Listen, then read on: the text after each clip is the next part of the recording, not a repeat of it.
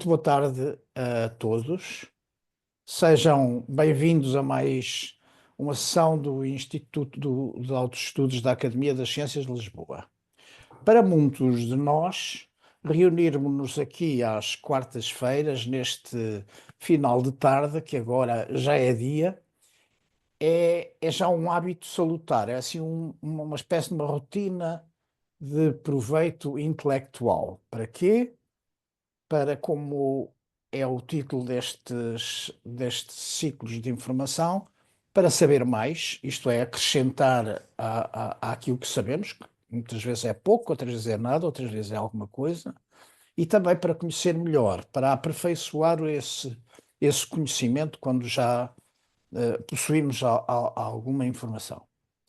Este propósito, saber mais, conhecer melhor, tem levado o Instituto de Altos Estudos da Academia das Ciências de Lisboa a organizar desde há poucos anos ciclos de conferências sobre temas muito diversificados, com especialistas muito qualificados, sendo o ciclo que está agora a decorrer, que se iniciou na semana passada, sobre transformação digital em curso no mundo em geral.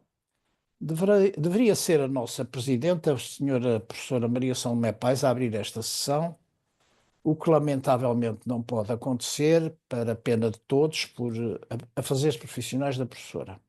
Está assim, deste modo, justificada a minha presença e peço a vossa benevolência para isso.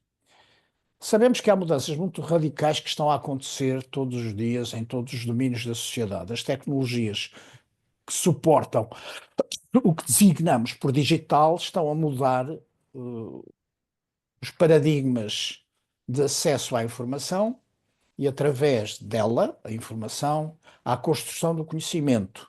E, por meio deste conhecimento, o acelerar das nossas decisões, quer as decisões que são pessoais, quer as que tomamos como elementos da sociedade que somos uma parte.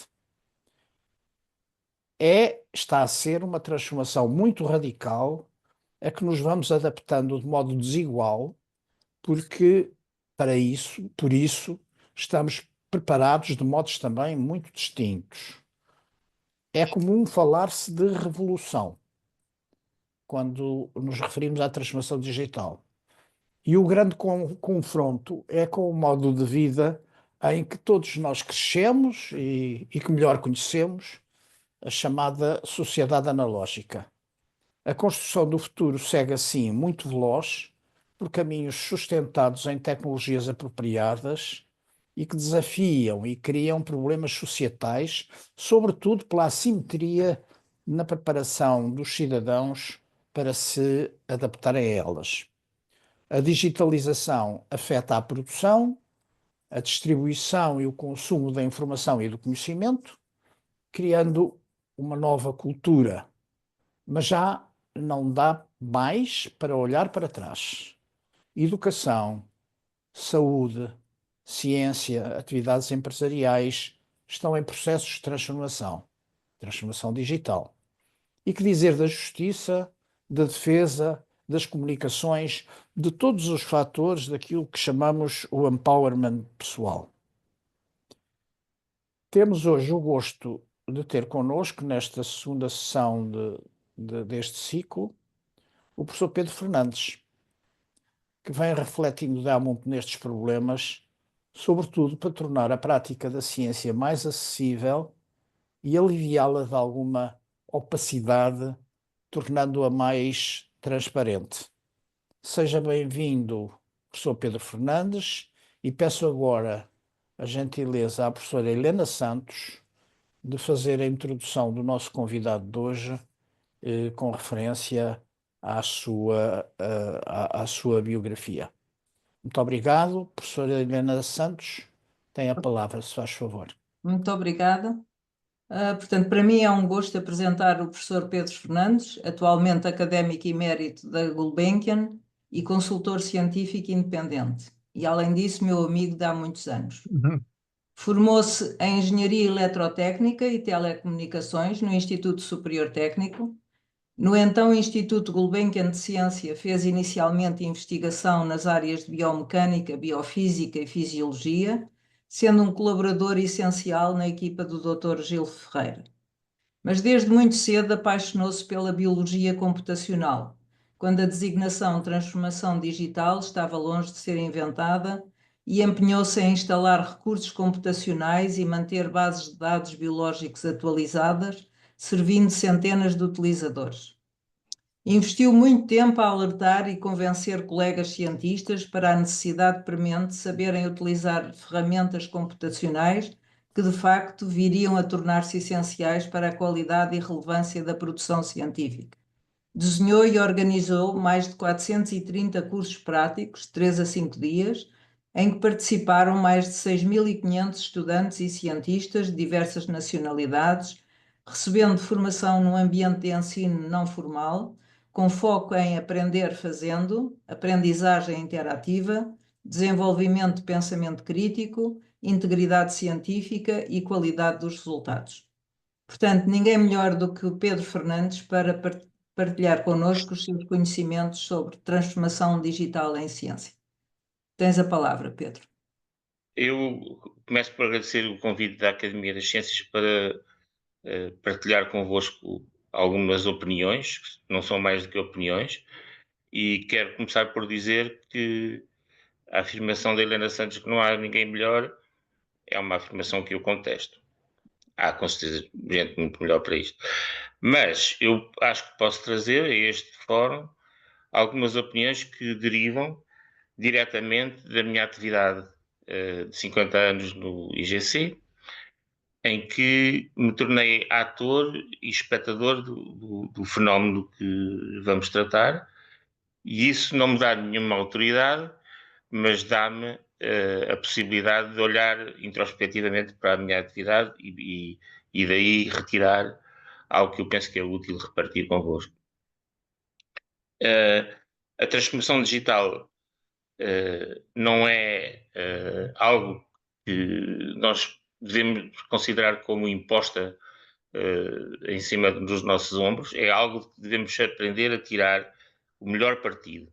E é nesse sentido que faz todo o sentido pensar que os cientistas que tiveram acesso gradual às modificações que a transformação digital trouxe,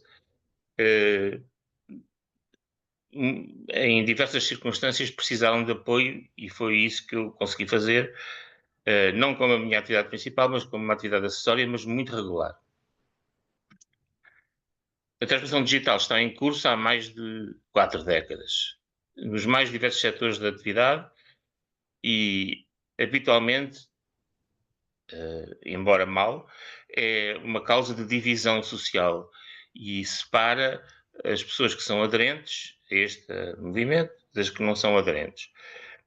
Isso é reputadamente mau e deve ser suavizado, para não dizer combatido.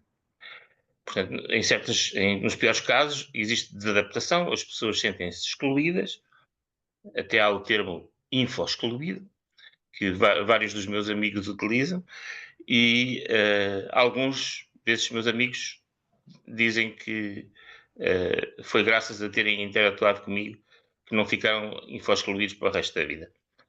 Isso dá muito prazer ouvir coisas dessas e perceber, pelo lado de quem recebeu esse tipo de instrução, que o esforço que eu pus nisso funcionou. E eu vou tentar explicar como é que isso ocorre. Na área científica, esta situação é uma situação que é melhor nós corrigirmos tão cedo quanto for possível. Mas como? Qual é a maneira de corrigir isto? A meu ver, essa maneira é uma transmissão de conhecimento do tipo tutorial 1 para 1. Essa é a maneira melhor. E para isso, o que é preciso é arranjar pessoas com suficiente paciência e persistência para acompanhar os cientistas nessa viagem.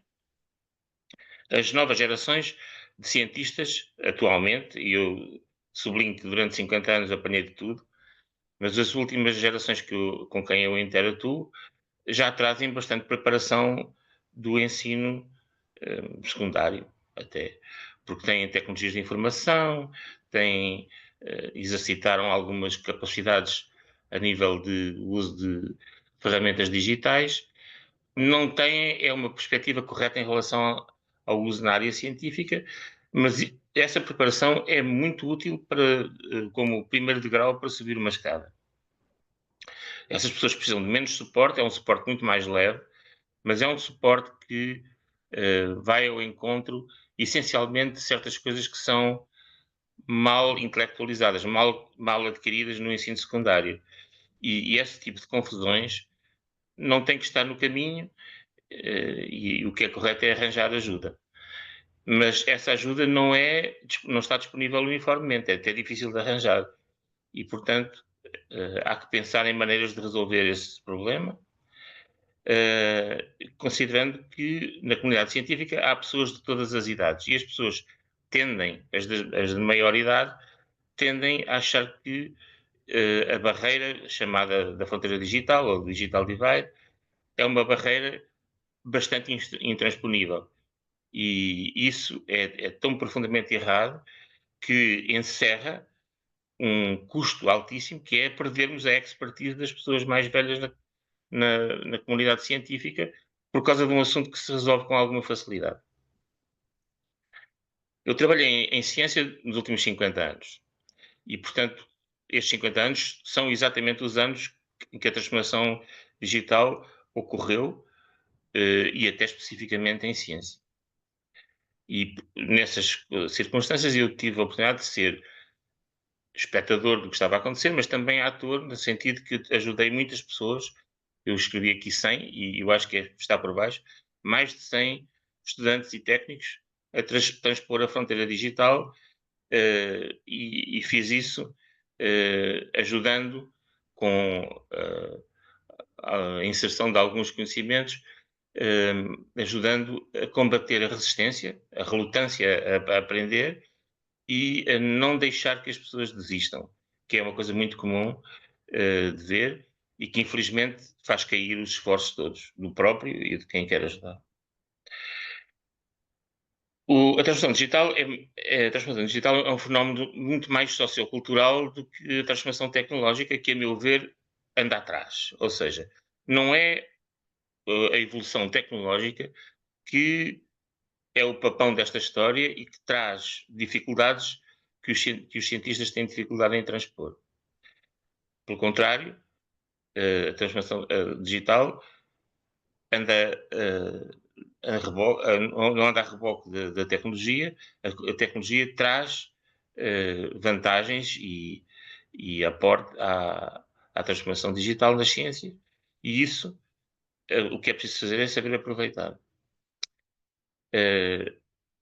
Dito isto, eu sublinho que há aspectos da atividade científica em que são necessárias competências que muitas vezes não existem, porque as pessoas têm carreiras complicadas e vêm de pontos muito diferentes, e a transformação digital o que faz é sublinhar onde é que essas competências faltam. Não estou a tirar o valor aos desenvolvimentos tecnológicos, mas não são o foco principal dos efeitos do estudo dos efeitos da transformação digital. Eu aqui volto a pôr a minha fotografia da Hanover. Aquela fotografia foi tirada em Hanover em 2018 e é uma fotografia que mostra uma estrada a dividir um parque. E do lado esquerdo há um parque que quase não tem gente, tem umas pessoas sentadas nos bancos, mas são os velhotes. E à direita já tem a cidade de Hanover com casas e atividade urbana. E eu acho que esta imagem é uma imagem poderosa no sentido que, se esta estrada estiver a representar a fronteira digital, então nós sabemos distinguir o que é que temos que observar do lado pré-digital e ver em que é que temos que atuar para atingir o lado digital com eficiência. Nós temos que lutar contra preconceitos, com coisas que as pessoas trazem dentro de si que não têm mais do que valor como preconceito. Temos que incentivar a ativação da vontade de aprender e de saltar a fronteira digital, e temos que considerar que isso tem um custo, que se as coisas correrem bem, esse custo não é mais do que o esforço pessoal e, portanto, está é óbvio que é possível convencer pessoas a minimizar esse custo. Ao passar para o lado digital, aquilo que se faz é ganhar confiança, sentir conforto nessa confiança e apreciar o benefício. Não posso deixar de dizer que este é o ingrediente principal do treino. O treino é um tipo de ensino não formal que leva à transmissão de uma grande quantidade de competências, que eu chamei skills, juntamente com a criação de um clima de confiança em relação ao uso destas capacidades. E o treino dito otimizado busca fazer com o menor esforço possível essa transição.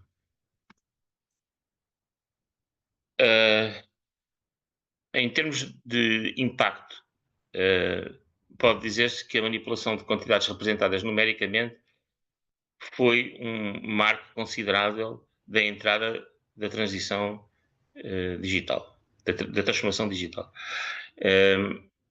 Eu tenho de memória, de muito boa e má memória, o início da minha carreira no Instituto Gulbenkian de Ciência, em que grande parte dos registros eram feitos em papel, com registradores lentos, com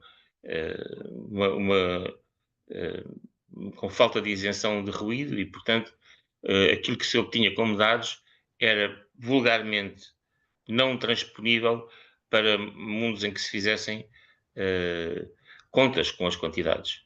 E ao passar a representar numericamente as quantidades medidas, isso fez uma diferença enorme em relação à forma de lidar com os dados.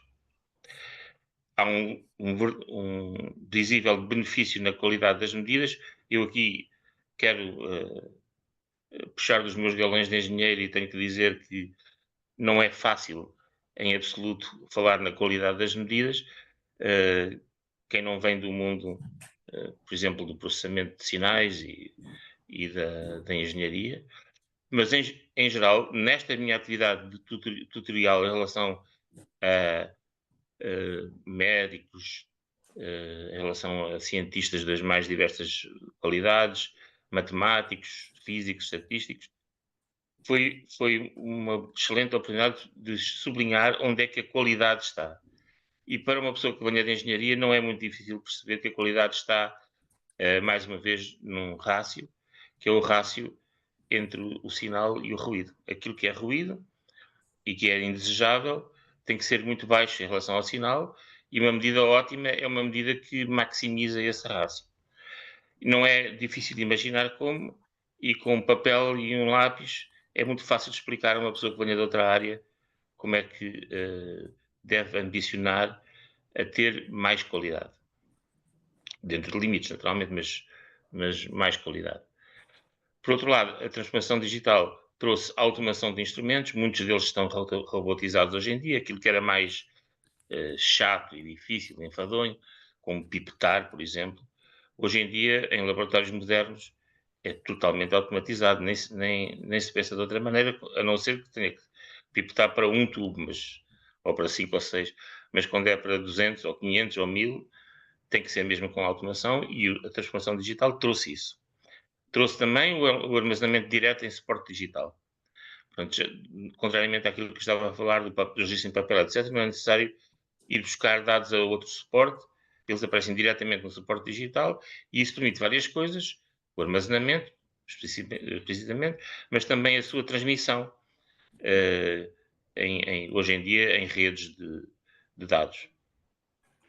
Também permitiu um acesso por parte dos cientistas a software analítico, numa escala totalmente sem precedentes. Eu penso que as previsões que foram feitas do que é que podia acontecer foram sempre por baixo. Nós assistimos nestes últimos anos foi uma explosão do uso regular de software analítico sobre os dados recentemente adquiridos em laboratório. Recentemente, e não só, porque com o armazenamento em suportes digitais é possível ir a dados antigos e fazer, por exemplo, comparações.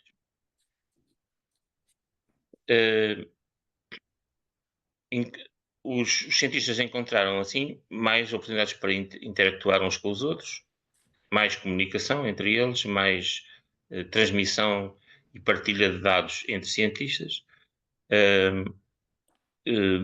Deram-se passos substanciais em relação a obter ciência mais reprodutível. Eu aqui sublinhei isto amarelo porque às vezes isto é esquecido. A ciência, primeiro só vale a ciência que é publicada, porque a outra ninguém sabe dela.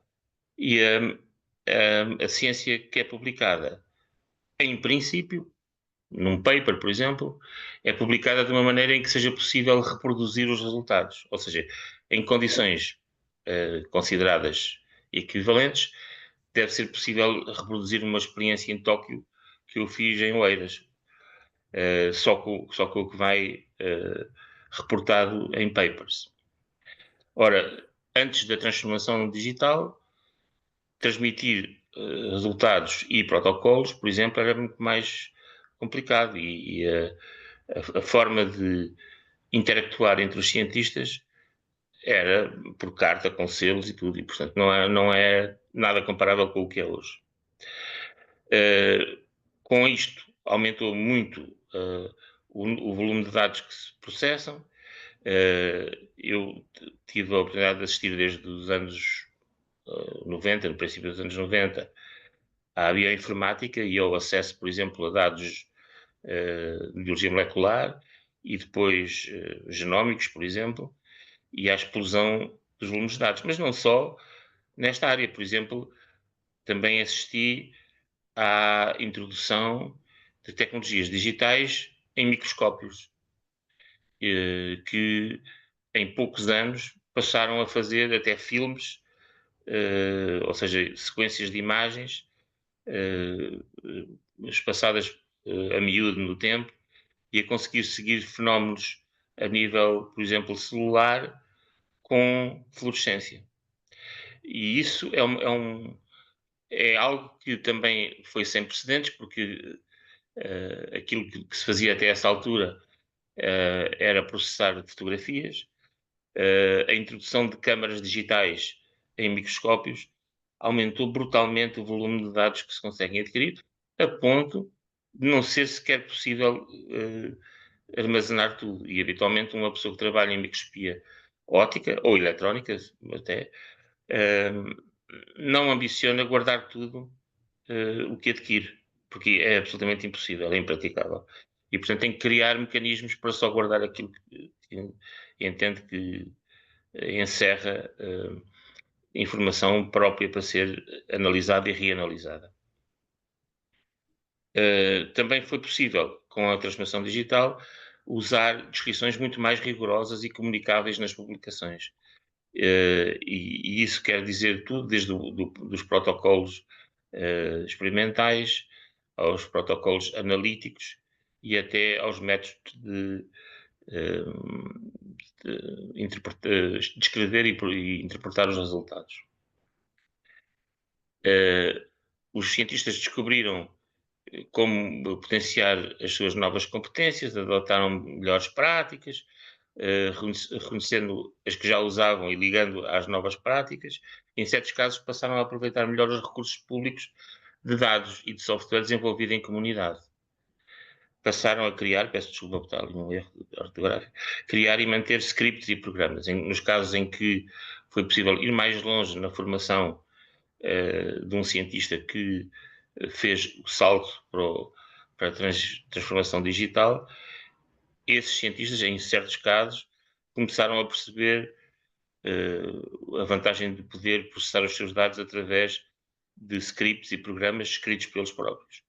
E isso realmente é grato perceber que quando se encontra uma pessoa que é capaz de abraçar um objetivo como o de ser capaz de fazer os seus próprios programas e reparti-los com outras pessoas, quando isso acontece, é uma espécie de nirvana desta atividade.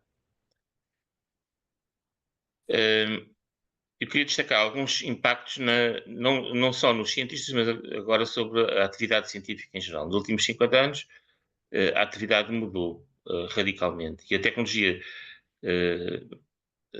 acompanhou o desenvolvimento de meios técnicos mais avançados, com meios técnicos mais avançados. A partilha de conhecimento em larga escala também foi feita fora dos meios académicos. Os meios industriais ou, por exemplo, as organizações governamentais e não governamentais passaram a beneficiar da troca de dados quando é feita em regime de partilha pública. E essa tendência existe, não é seguida uniformemente, mas quando existe, é possível ter mais profissionais a mexer nos dados que os cientistas adquirem. Atualmente é bastante óbvio que a quantidade de dados que é posta em plataformas repartidas permite que cientistas quase isolados tenham acesso a dados que lhes permite fazer processamentos ditos de Big Data. E isso é feito não só em dados científicos, é feito também em dados administrativos, por exemplo, uma escala enorme. E certos aspectos desses surgem facilmente em programas como engenharia ambiental, por exemplo, ou epidemiologia, por exemplo, que têm que abraçar quantidades de dados enormes e obtidos pela comunidade que estão em silos de informação repartida. A transformação digital trouxe mais e melhores oportunidades para, por exemplo, jovens profissionais em ciência. A ciência era mais compartimentalizada, era mais inacessível para jovens profissionais. Hoje em dia, um jovem cientista pesquisa, por exemplo, aberturas de concursos, pesquisa resultados de outros cientistas, inspira-se para fazer propostas, etc. Há também, obviamente, e isso é uma coisa muito visível, quem trabalhou como eu nesta área, progressivamente fomos vendo abrir mais portas a pessoas de minorias, como por exemplo africanos, como por exemplo pessoas de países de leste, foram aparecendo dentro da comunidade com mais facilidade por haver este tipo de transformação. Eu observei pessoalmente uma redução global e progressiva da infoexclusão. Há cada vez menos pessoas que se autoconsideram infoexcluídas e isso é grato ver que está muito ligado à possibilidade de empurrar pessoas para dentro do mundo digital de uma maneira com suporte, de uma maneira simpática por um lado e por outro lado mais eficiente. Também se observa mais justiça e equidade no acesso de pessoas à área científica que apreciam que haja maior rigor na forma como a ciência é transmitida. O progresso da ciência foi, em grande parte, alterado para melhor por via da criação e manutenção dos registros que foram criados para receber dados ou conjuntos de dados, como o Zenode e o Dryad, que são repositórios públicos, em muitos aspectos só há gratuitos, e que permitem a publicação de dados, eu diria, além de ou conjuntamente com os dados que acompanham as publicações científicas, os artigos quando são submetidos. Não é necessariamente boa ideia publicar só os dados que vão com os artigos, porque os laboratórios de investigação fazem muito mais dados do que os que estão nos artigos e, além disso, estando nos artigos, como é sabido, estão sujeitos a embargos, a dificuldades de acesso, acesso pago, etc.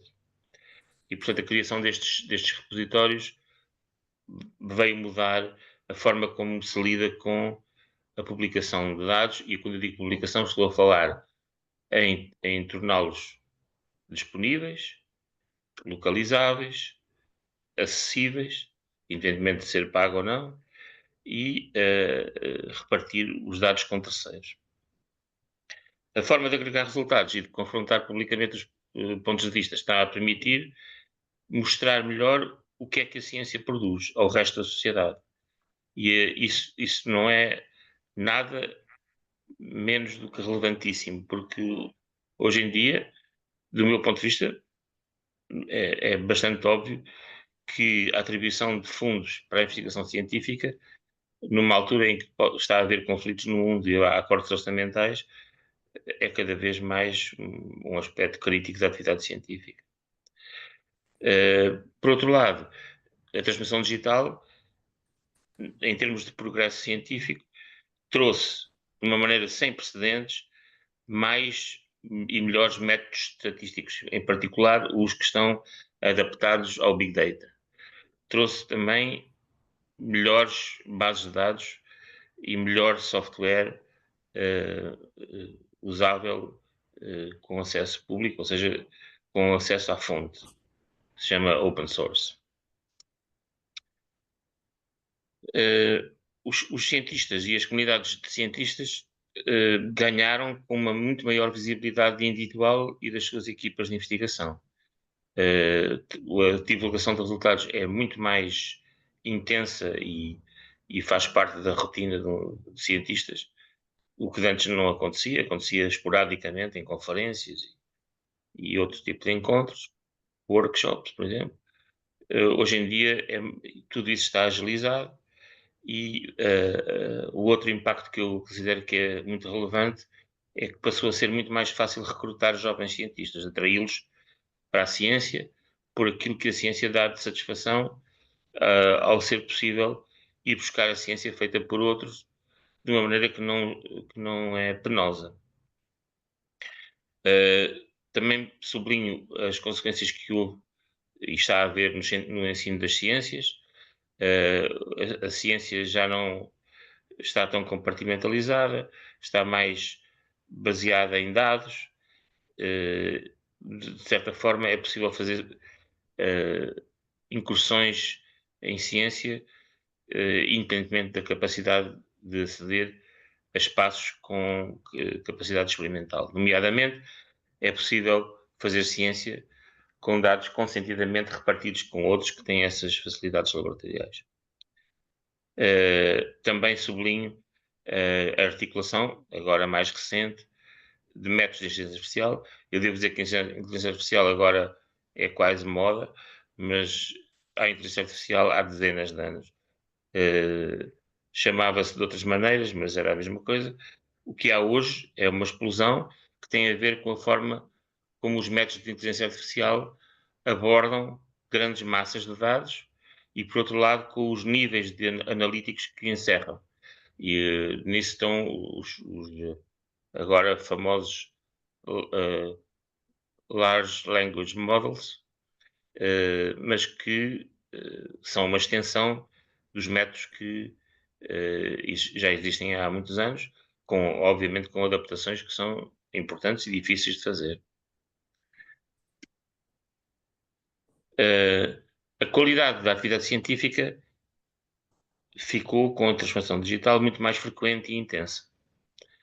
Lembro-me que no início da minha carreira era muito mais infrequente a interação com grupos de investigação distantes, mesmo dentro do país, mas distantes, e isso alterou-se, eu diria, de uma maneira extremamente intensa e que permite uma colaboração muito mais prática. A imagem pública da ciência ficou muito mais clara e é muito mais fácil relevar a qualidade da investigação desde que a transformação digital entrou. É mais fácil desambiguar os resultados. Quando eles são ambíguos é mais fácil desambiguar. e existe espaço para uma argumentação muito mais fundamentada entre cientistas, entre grupos, entre institutos, entre agências de financiamento, por exemplo.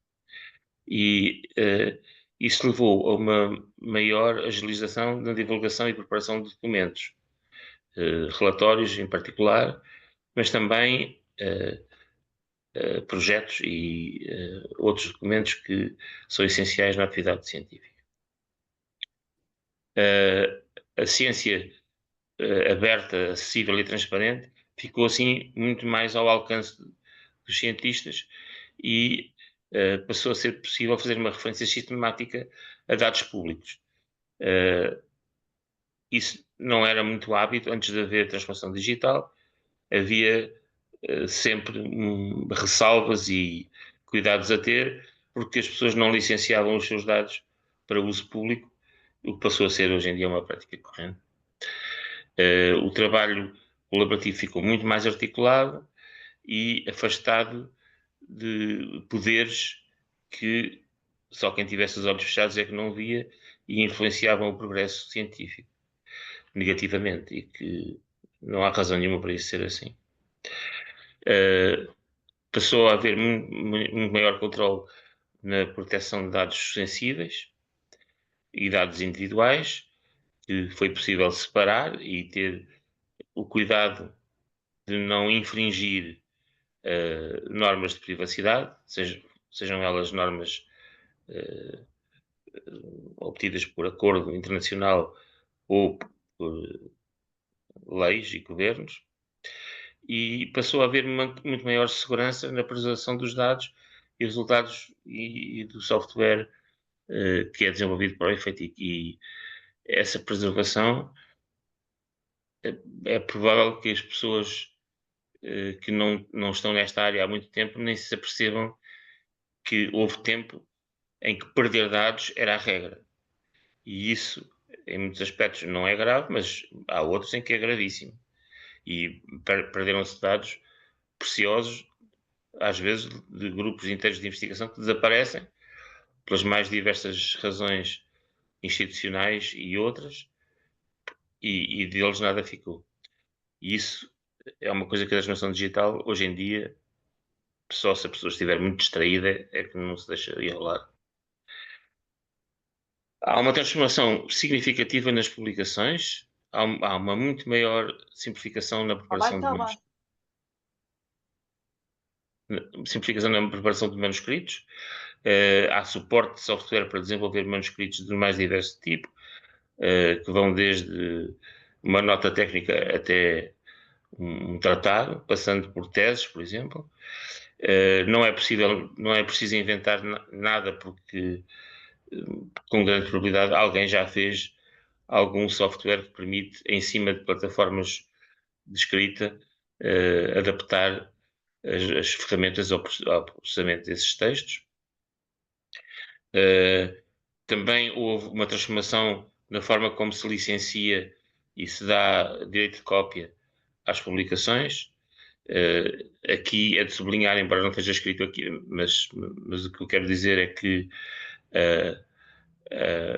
o aparecimento do Creative Commons e das licenças que é possível atribuir, não só a textos como a software, são completamente não ambíguas, e hoje em dia nós sabemos por direito o que é que os autores determinam que seja usado sobre a forma de reusar esses textos e esse software.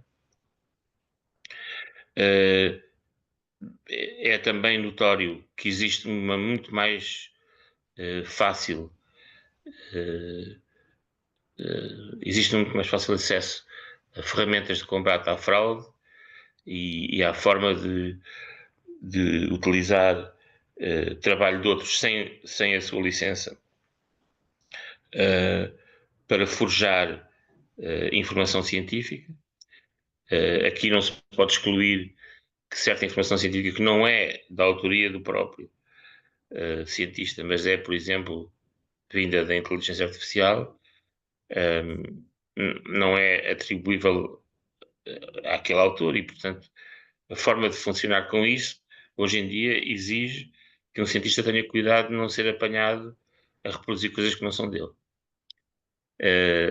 Existe, assim, uma muito maior justiça na atribuição da autoria e na atribuição de responsabilidade sobre o que é publicado.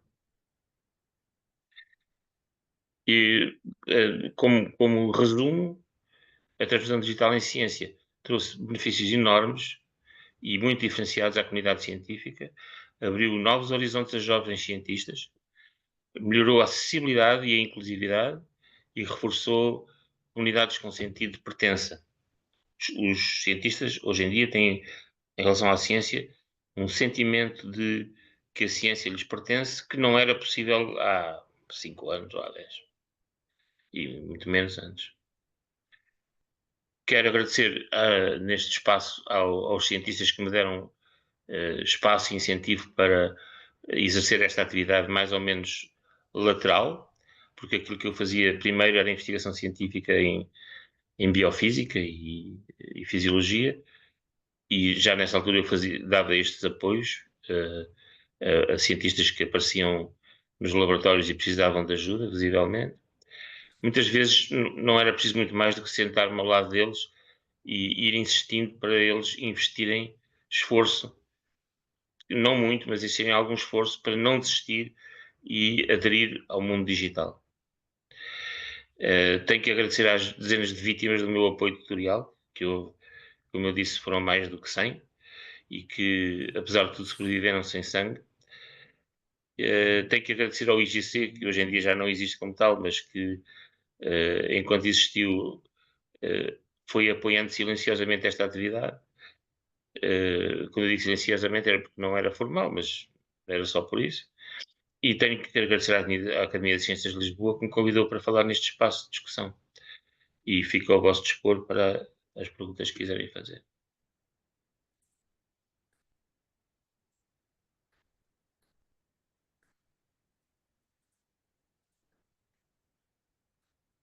Muito obrigada, Pedro, por esta intervenção.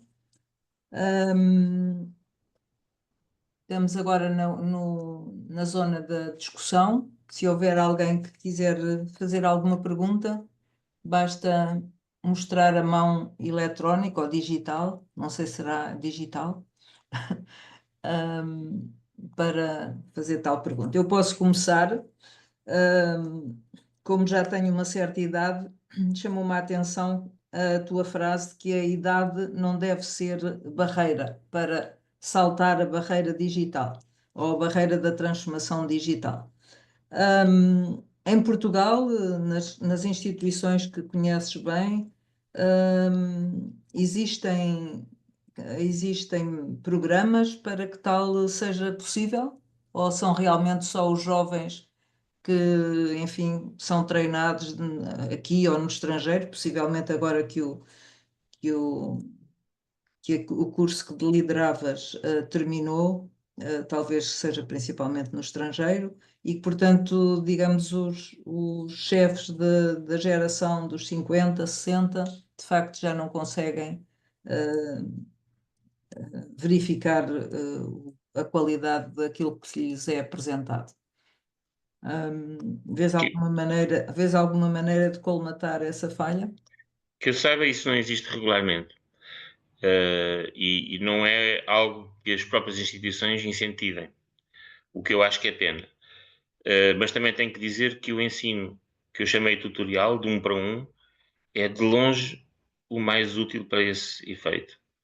E pessoas como Helena Santos vão a tempo, eu sento-me ao lado dela e dou-lhe um empurrão se ela quiser. E basta dar umas braçadas e já está do outro lado. Digo isto por experiência própria de muitas instâncias deste género. E não tem rigorosamente nada a ver com a idade. Tem a ver com a capacidade de resistir à desistência. E uma pessoa que esteja a ser tutor, o que tem a fazer é incentivar que a pessoa não desiste. Não é tão difícil assim. Mas de facto não existe nada regular nas instituições para isso, o que eu acho que é pena. Mais alguma questão? Alguma sugestão? Eu Sr. queria, Jorge eu Soares? queria felicitar o Pedro e acho que é uma perspectiva muito de largo espectro sobre os diferentes níveis em que a transformação digital está a beneficiar a ciência. E a minha pergunta é de um caráter muito genérico. Podemos hoje dizer que sem a incorporação de um pensamento de transformação digital não há ciência? Eu diria que não. Não se pode fazer esse tipo de afirmação. Mas, por outro lado, acho que essa afirmação modificada, no sentido de dizer que as instituições que praticam ciência não devem ignorar esse aspecto, isso sim, isso é uma coisa com que eu concordo.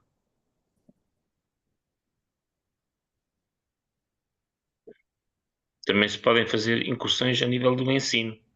E aqui quase todas as pessoas que estão aqui neste meeting ensinam e sabem que podem incorporar nos seus cursos ensinamentos que têm a ver com este tipo de práticas, otimizando, por exemplo, o uso de raciocínio crítico, o uso de funcionamento em rede, por exemplo.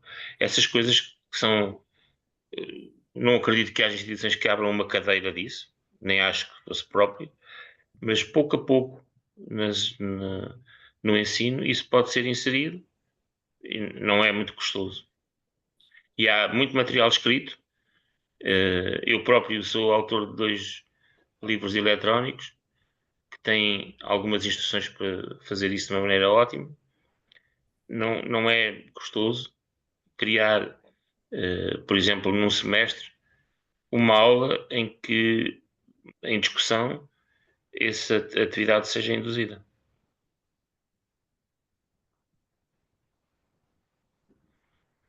Cecília? Pedro, gostei muito obrigada por este momento de partilha de mais conhecimento numa área tão emergente. Eu gostava de o ouvir um bocadinho mais nos aspectos que abordou na parte final, quando referia a dada altura que e quando referia a transformação digital, mas em particular a própria IA, a inteligência artificial, que poderia mitigar os aspectos relacionados com a fraude em investigação. Fraude, entenda-se expressa por falsificação, fabricação de dados ou plágio. Eu gostava de o ouvir comentar um pouco mais estes aspectos, nomeadamente o plágio. Como é que mitigamos? A inteligência artificial poderá também ser a responsável por plágio? Como é que sabemos? Não é difícil Não? imaginar que a própria inteligência artificial já criou ferramentas próprias para isso. E algumas são gratuitas, outras são pagas. Eu conheço várias instituições de ensino e de investigação que compraram licenças para garantir que a sua atividade científica reportada é passada por filtros que detectam isso. E, portanto, não é preciso começar do zero, isso está em marcha. Não se duvide que isso existe. Claro que se o que é ótimo é usar certas ferramentas que são pagas e certas instituições não têm fundos para pagar isso, mas isso acontece, mas não é isso que faz afirmar que está tudo por fazer, ou que é impossível, ou que é caro. Não é por aí. Mas aparece por aí a vertente da equidade, do acesso, dos financiamentos equitativos para todos, se pensarmos em ensino, de acesso ou investigação, de acesso a essas ferramentas, não, Pedro? Sim e não. Depende da escala. Numa escala muito elevada, eu diria que uma instituição que está a produzir 100, 500 teses por ano precisa usar essa ferramenta tão frequentemente e tão intensivamente que até paga o que essa ferramenta custa. Mas em geral, não. Em geral, certas ferramentas para detectar plágio, Em geral, há muitas que são gratuitas Uhum. e em geral chegam se o volume não for muito grande.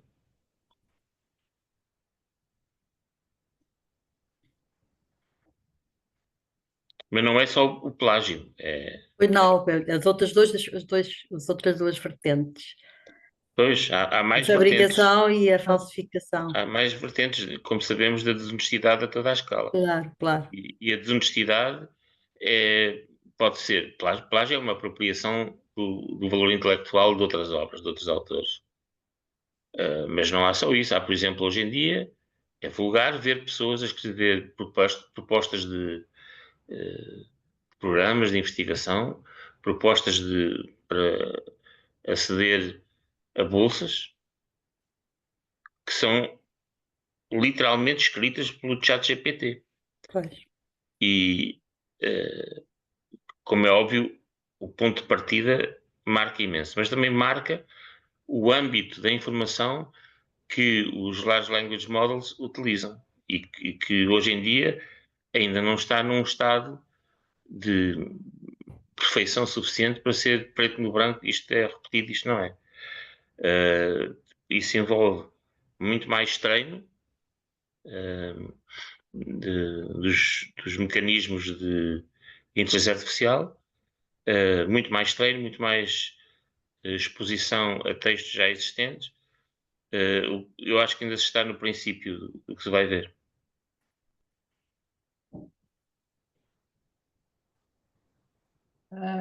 Não sei se o professor Manuel Porto queria intervir. Não, já não vejo. Ele levantou a mão, mas depois deve ter Ele levantou saído. a mão, mas depois desapareceu. Pronto. Portanto, Penso que não há mais ninguém. Portanto, professor Jorge Soares, por favor. obrigado, professora Helena Santos. Portanto, eu reforço que na ausência da professora Maria São Tomé Pais, cabe-me a mim encerrar esta sessão, agradecer a todos os que vieram. Eu acho que posso chamar uma tertúlia digital também, esta tertúlia digital em que partilhamos novas informações, discutimos questões e que é bom para a nossa, é muito saudável para a nossa cabeça. Agradecer muito o penhorado novamente ao professor Pedro Fernandes, que já tínhamos tido o gosto de ter cá no ciclo de conferências sobre ciência aberta. Anunciar que na próxima semana, devido às festividades do Carnaval, não iremos ter sessão. Portanto, mas na semana seguinte estão todos convidados para discutirmos aqui a transformação digital na saúde. Vamos ter connosco o professor Nuno Sousa, que será seguramente um orador atraente e muito interessante para abordar esta questão. Boa tarde a todos e até daqui a 15 dias. Muito obrigado.